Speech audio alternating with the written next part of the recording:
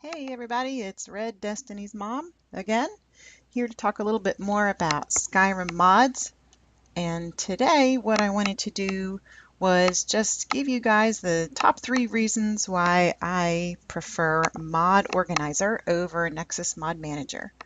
I'll start off with the caveat that I have not used Nexus Mod Manager in a couple years, so there may be some more functionality there that I'm not aware of.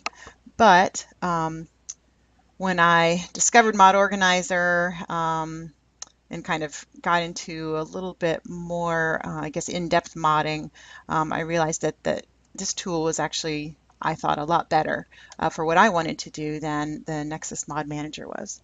So just going to go ahead and pop it open here and just talk a little bit about the features that I like about Mod Organizer. This has started showing up recently. I'm too lazy to try to fix it, so we'll just get that off the screen. All right, so reason number 3 is that with the Mod Organizer, instead of just having one set of mods, and you always have to play the game using that set of mods, you can actually save different profiles. So you can see here that we've got a number of different profiles that are actually saved. And each one of these is different. So, for example, I have 3 kids and myself that play the game. And of course, everybody wants their game to be a little bit different. And we can do that really easily using Mod Organizer. For example, if you look here, you can see that in this particular profile, we've got a couple of mods turned on, like Bruma Beyond Skyrim here. Whereas if you look at the profile that I use, I don't currently have those turned on.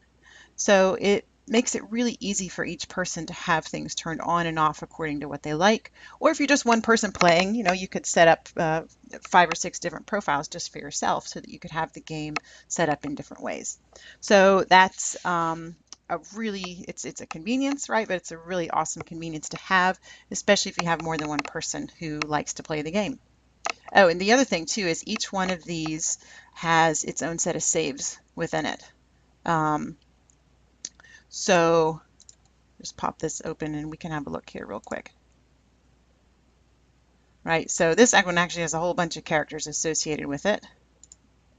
But each profile then can have or has its own set of saves. And so, you don't have to have a humongous list of all the different characters every time you open up the game. When you open up your profile, you can have just the characters that you care about pop up. Again, a convenience, but a really nice convenience. All right, reason number 2 is that using the Mod Organizer, I find that there's a lot of embedded functionality, which makes this really really nice, really easy to use once you kind of become comfortable with it. And I'm just going to show you kind of what I mean. So when you set this all up, or when you set it up, or if you add certain things to it, you can use this box over here to access those. So to play the game, we started up using SKSE, just like this. You put it here, you click run, and the game starts. But there's a couple other things you can do through this menu. So you can actually run loot, which is optimizes your mod load order. And you can run loot. It'll tell you, I'm not going to do it now because I don't actually want it to rearrange my profile, but if you run loot, it will rearrange the order, and then when you pop back out of loot, it will have automatically readjusted the order in your load order here. You can use Bash, which this one, I haven't actually used this in a while. I know you can use it to make bash patches. There's probably other stuff you can do with it. There are people way smarter than me that could tell you how to use this particular program.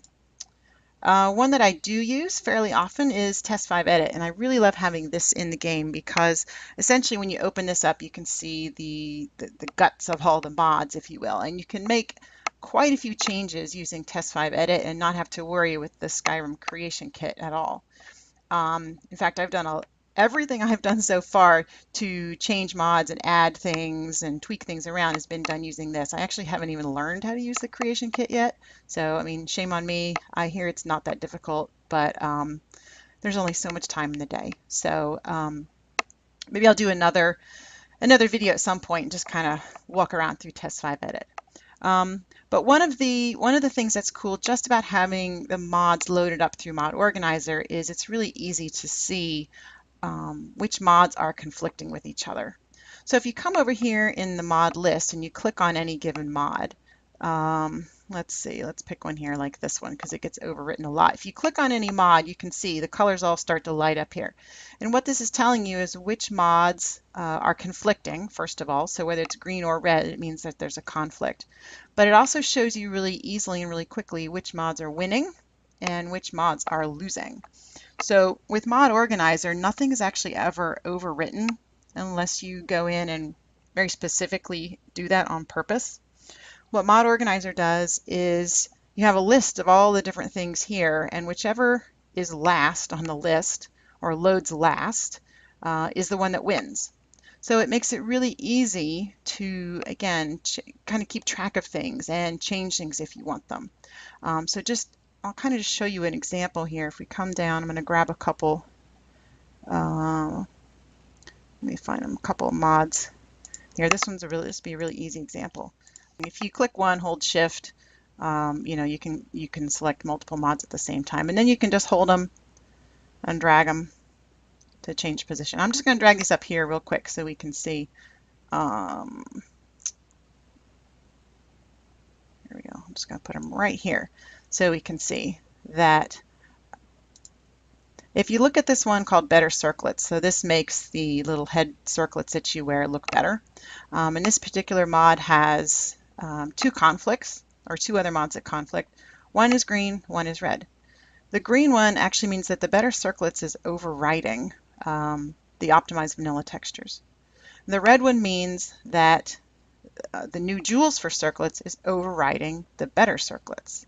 So by changing the order of these around, you can actually change which one is overriding which thing.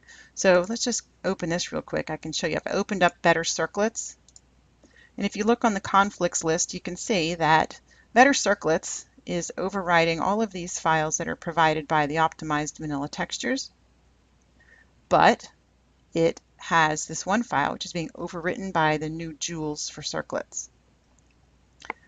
I've done that on purpose because I like the new jewels for the circlets, but I don't like everything. So, I want the Better Circlets to overwrite these vanilla textures, but then I want the stones coming from this one. If I didn't want that, I could just click it off and turn it off, and now the jewels will not be overwritten. And I can click this on and off at my heart's content. Nothing's overwritten, nothing's deleted. It's very easy to make the change. I could also change the order around. Now you'll see when I do that this little gray symbol shows up here, and what that means is now that this mod is not actually providing anything. There's nothing different that's being added here because it is now being completely overwritten by the Better Circlets, which if we open that up now, you can see that Better Circlets, because I moved the order, is overriding both the vanilla textures as well as the new jewels. I don't want that, so I'm just going to pop this back below, just like that. So again, really easy to see the conflicts and kind of tweak the order of things so that you can get things to show up the way that you want them to show up. All right, reason number one, my top reason for liking Mod Organizer over Nexus Mod Manager is that if I just browse through my folder here, Mod Organizer is completely and utterly separate from the Skyrim game folders. So if I go to my Skyrim game folder, you can see here, this is all my game data. This is the original stuff from Bethesda, all in this file. You'll see there's no mods. Well, technically, no mods in here. All of them are being held here in the Mod Organizer folder. So that means that I can come in here and I can mess around with all of these mods and I can make changes and do all kinds of stuff, and none of it is actually touching my Skyrim game files or folders at all, which to me is a really great safety feature because I really don't know what I'm doing, or at least I certainly didn't when I got started.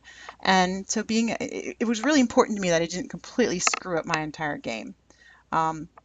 So this was a really great safety feature. I could come in here and play around and know that if worst came to worst, I could actually wipe this entire mod organizer folder, still have my Skyrim game intact to play. With, again, the caveat that any characters I had used with certain mods turned on, if those mods are no longer there, that poses a problem. That's a whole nother story. So that, in a nutshell, is the reason why I prefer Mod Organizer. I'm sure there are many more reasons why people prefer this over Nexus Mod Manager, or perhaps even other ways of adding mods to the game. If people have other thoughts, please feel free to post them in the comments.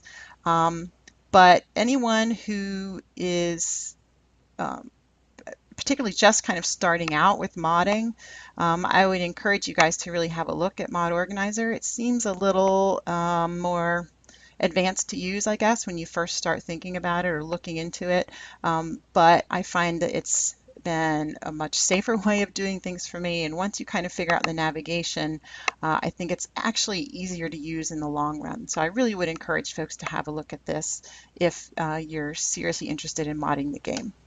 So that's all I've got for you guys today.